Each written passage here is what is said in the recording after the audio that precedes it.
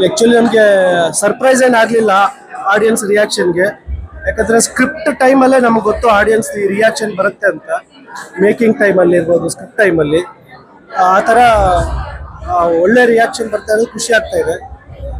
ಮತ್ತು ನಾವು ಅಂದ್ಕೊಳ್ಳದೆ ಇರೋ ಕಡೆ ಎಲ್ಲ ಆಡಿಯನ್ಸ್ ಇನ್ನೂ ಜಾಸ್ತಿ ರಿಯಾಕ್ಷನ್ ಕೊಟ್ಟಿದ್ದಾರೆ. ಸೊ ಅದು ಹ್ಯಾಪಿ. ನಿಮಗೆ ಯಾವ ಮೂಮೆಂಟ್ ಅಲ್ಲಿ ಇವತ್ತು ಜನಗಳದೆಲ್ಲ ರಿಯಾಕ್ಷನ್ ನಡೀತಾ ಇತ್ತು ಅಂದ್ರೆ ಎಷ್ಟೊಂದು ಸತಿ ಗೋಲ್ ಆಗ್ತಾ ಇದ್ರು, ಕೆಲವು ಸತಿ ತುಂಬಾ ಭಾವುಕರ ಆಗ್ಬಿಟ್ರು. ಆ ಟೈಮಲ್ಲಿ ನಿಮಗೆ ಇಲ್ಲಿ ಯಾವ ಕ್ಷಣದಲ್ಲಿ ನೀವು ಫೀಲ್ ಮಾಡಿದ್ರಿ? ಕಿರಣ್ ರಾಜ್ ಎಲ್ಲೆಲ್ಲಿ ಇಮೋಷನ್ ಆಗ್ತಾರಲ್ಲ ಅದೆಲ್ಲ ಆಡಿಯನ್ಸ್ ಗಮನಿಸ್ತಾ ಇದ್ದೀನಿ. ತುಂಬ ಜನ ಅಳ್ತಾ ಇದ್ರು. ಅದೆಲ್ಲ ನೋಡುವಾಗ ನಮಗೂ ಫೀಲ್ ಆಗುತ್ತೆ. ಆ್ಯಕ್ಚುಲಿ ಎಷ್ಟು ಸಾರಿ ನೋಡಿದ್ರು ನಮ್ಗೆ ಎಲ್ಲ ಪ್ಲೇಸ್ ಒಂದ್ಸಲ ಕಣ್ಣು ಒಡ್ಡೆ ಆಗುತ್ತೆ. ಅದೇ ಒಂದು ಬೇಜಾರು.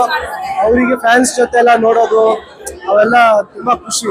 ಯಾವಾಗಲೂ ಇವಾಗ ಫೋನ್ ಮಾಡಿದ್ರು, ಅಲ್ಲಿ ಇರೋಕ್ಕಾಗ್ತಾ ಇಲ್ಲ ನನಗೆ ಅಂತ.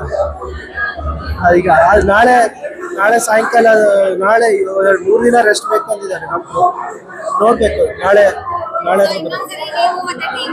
ಬರ್ತೀವಿ ಎಲ್ಲ ಥಿಯೇಟ್ರಿಗೆ ಹೋಗ್ತೀವಿ, ಎಲ್ಲ ಥಿಯೇಟ್ರಿಗೆ ವಿಸಿಟ್ ಕೊಡ್ತೀವಿ. ನಮ್ಗೆ ಇಷ್ಟ ಈ ಥರ ರಿಯಾಕ್ಷನ್ ಬರ್ತಾ ಇರುವಾಗ ಆಡಿಯನ್ಸ್ ಜೊತೆ ನೋಡೋಕ್ಕೆ ಖುಷಿ ಆಗುತ್ತೆ. Thank you.